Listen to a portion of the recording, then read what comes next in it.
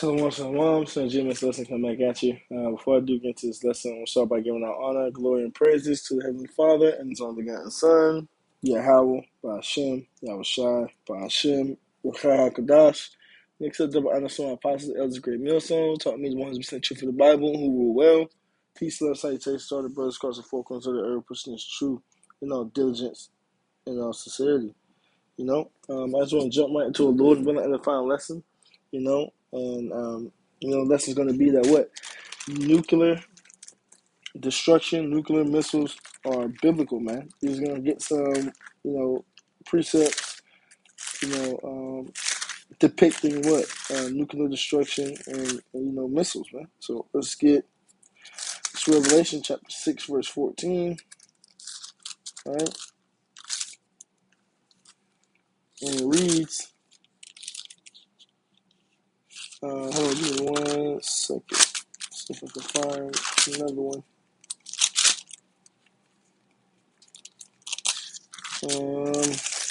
Nope, I can't find the other one that I wanted. So this is Revelation chapter 6, verse 14, and it reads, "And the heaven departed as a scroll when it is rolled together, and every mountain and island were moved out of their places." That's right, man. That's talking about what? Nuclear destruction, nuclear missiles raining down, right? And then what?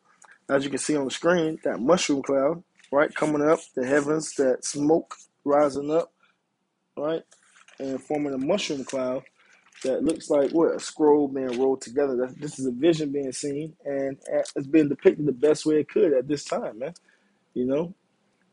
At the time that this was written, nuclear bombs wasn't going off. This wasn't something that was ever heard of. So this is what's being best depicted as nuclear destruction, man. You got to keep that in mind. These prophecies, most of the time, have been depicted by a man far from this age, far from this time, man.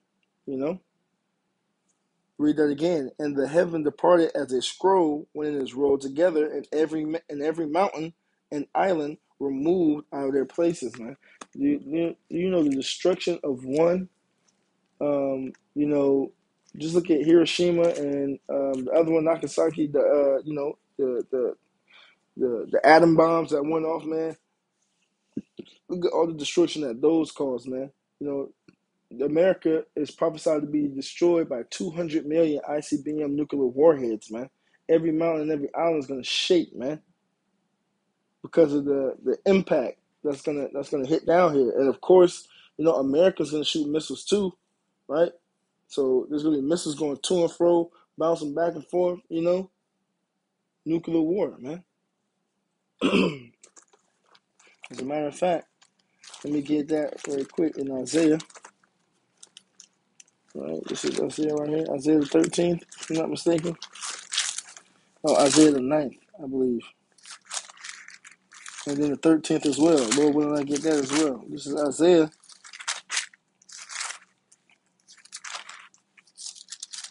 Bear with me. This is Isaiah chapter 9, verse 5.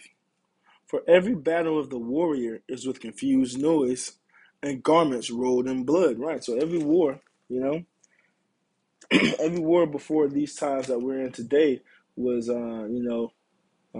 fought with confused noise and garments rolled in blood. What does that mean? You got horses galloping, you got men screaming, you got swords unsheathing and clanking against shields, and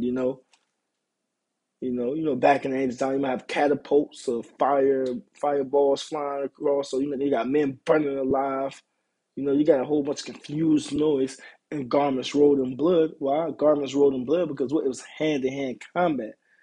In order to kill your opponent, it wasn't possible for you to, of course, you had archers, don't get me wrong, but it was more, hand-to-hand combat, man. If you wanted the man across from you to be dead, you had to make it happen. You had to put a sword through his chest, man. Even closer to these times, man, with guns, you had the bayonets, you had the knives at the ends of the AK. You could stab a man if you ran out of ammo, So, but what? Let's read on. "But this shall be burning and fuel of fire.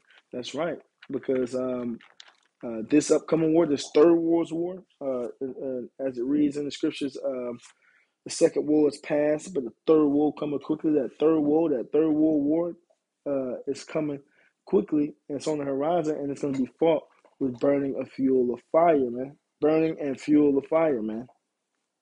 That's talking about nuclear destruction, right? What else could that be talking about? If the old wars, as we know them, had been fought by hand-to-hand combat, swords and knives, and archers, and everybody on one side of the field and everybody on the other side of the field, they come and clash together. If this scripture is depicting a change, what other change? We can see it right here in our eyes. The countries are building nuclear missiles, every day in and day out, man. Every 5 minutes, you check on the news, the U.S. Or the state of Israel, where the gutter ass is at, is talking shit about Iran building nuclear missiles and things and such like that. So this is clearly what the scriptures are depicting, a change in how wars are being fought, man. And in today's age, wars are fought with missiles, man. So, yep. So let's get back. We read that Revelation. Let's go to Malachi, chapter 4, verse 1, and it reads, "For behold, the day cometh that shall burn as an oven." Right, so there's going to be a day coming that's going to be hot as an oven. And we're not talking about one of these ovens in your kitchen. We're talking about one of them ancient time Nebuchadnezzar ovens, man. Right? That when you get too close to it, you burn up yourself, man. Right? And all the proud, yea, and all that do wickedly shall be stubble. What is stubble? Stubble is found at the bottom of a fire, man. When you put that fire out, everything that was in that fire turns to ash, man. Right? And all the proud, yea, and all that do wickedly shall be likened unto stubble, man. So who are all the proud and who do wickedly? Chiefly Esau Edom, the so-called white man. He is the wicked, as you can read, earlier in this book, in the first chapter. He is the wicked, right? He is the most proudest person on the face of the earth, right? So, with that being said, that also goes into everybody who's following after his ways. The rest of the heathens, and then 2/3 of the so-called Negroes, Latinos, and Native Americans who are going to burn up and die here by pain, along with the heathens, man. So let's read on. It reads, "And the day that cometh shall burn them up, saith the Lord of hosts, that it shall leave them neither root nor branch." So, because here in America, when this nuclear destruction happens, when the 200 million nuclear warheads touch down and destroy America, man, there's gonna be nothing left here, man. No more wickedness, no more nothing. The only people that who are gonna be saved and delivered out of this destruction is the elect, man, the righteous of the nation of Israel, right? The 144,000 men who go out there giving their bodies as a living sacrifice, along with the men, women, and children who sincerely believe, man. Which makes up the multitude of believers, which makes up, together with the 144, the elect, man. So let me go to the book of Zechariah. So right here, this is Zechariah chapter 14, verse 12. It reads, "And this shall be the plague wherewith the Lord will smite all the people that have fought against Jerusalem." Right. And who are the people that fought against Jerusalem? Our enemies, right? The heathens, chiefly the so-called white man Esau Edom, the rest of the heathens on down, and also Jerusalem has fought against Jerusalem. 2/3 of the nation of Israel have and will all the way to the last minute, right, come against those who are trying to repent and turn back, man. Right? It wasn't it our own people, right? The nation of Israel who were putting the prophets to death, right? So they've always been coming against, the wicked of our nation have always been coming against those of us who are trying to be the righteous of our nation, man, doing whatever we gotta do to please Yahweh by Shemi Awashai, man. So you got Esau Edom, the rest of the heathens, 2/3 of our people who fight against Jerusalem, right? Their flesh shall consume away while they stand upon their feet, and their eyes shall consume away in their holes, and their tongue shall consume away in their mouth, man. What could this be depicting, man? Think to Terminator 2. We're always going into this, man. Terminator 2, Sarah Connor at the end when that nuclear bomb went off, what she was melting away, her hands, her skin, her face burst into flames, man, as that nuclear bomb had went off. Her skin was literally, her flesh was literally being consumed away she was on her knees, but you get the point. As she was screaming, her flesh was being consumed away off the bone, man.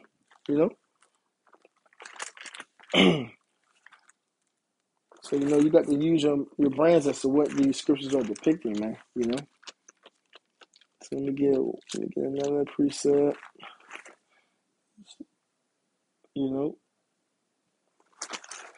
Um, really, that was the point right there. I can probably get one more. This is the book of 2 Peter, chapter 3, verse 10, and it reads, "But the day of the Lord will come as a thief in the night," right? Because those who are not paying attention are going to get caught off guard, man. They're not watching. "In the which the heavens shall pass away with a great noise." The heavens, the power structure of Esau, Edom, the so-called white man, his society, and his rulership is going to pass away with a great noise, which is that nuclear destruction, man. "And the elements shall melt with fervent heat." What on earth could melt the elements, man? Everything around you is made up of elements, man. Oxygen, the wood, whatever it is around you, even the things that we can't see, is made up of elements, man. Right? Shall melt with fervent heat. The earth also and the works that are therein shall be burnt up, man. Why? Because these nuclear missiles that are being tested and being developed, man. So some of these nuclear missiles, when they go off, man, their core, the nuclear core of them is said to even be hotter than the sun, man. Imagine 200 million of them going off, man, at the same time, man. Warheads just detonating, man, in one place, which is going to happen here in America, man. So with that, Lord willing, that was edifying. We're going to close it out, man. Peace and love to y'all. Shalom.